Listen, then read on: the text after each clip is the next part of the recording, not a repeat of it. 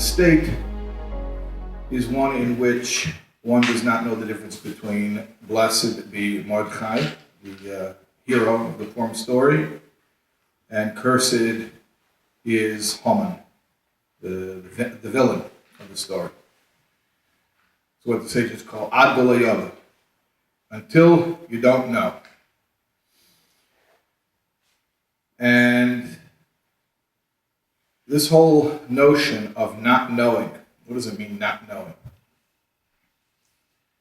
Obviously, it doesn't mean that a person doesn't know right from wrong, because that would be a terrible thing if you weren't able to distinguish between what is moral and immoral. But what it actually means is, look at the Purim story itself. The Purim story is absolutely crazy. Everything that looks like a good development ends up being a bad development. Everything that looks like a bad development ends up being a good development.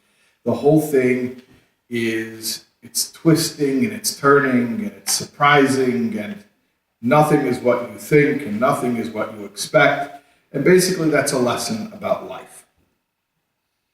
Ad b'lo means that I honestly do not know, and I'm going to try to stop making judgments about what's a good development in my life, what's not a good development, what's a good event, what's not a good event. I don't know. Sometimes it's like the Purim story. You look for God and you don't see God. In the whole Megillah, you don't have one mention of the name of God. And it looks like nature and randomness and cruel fate is running reality, and God is nowhere to be found and nowhere to be seen. And sometimes it's like that for a real long time. And we have to remember something.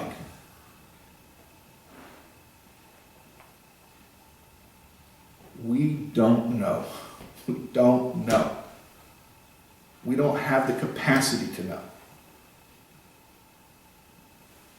There are some answers that we are not going to ever understand until Mashiach comes. That's the only answer.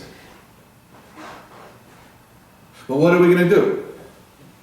We're going to be mournful, we're going to grieve, we're going to be anxious until Mashiach comes and explains? No. I don't need an explanation. I'm not expecting an answer right now. God knows what He's doing. God is perfect. Every moment that He creates is somehow unfathomably perfect. There's joy and there's purpose and there's meaning in this moment of darkness and pain and inexplicable suffering as well.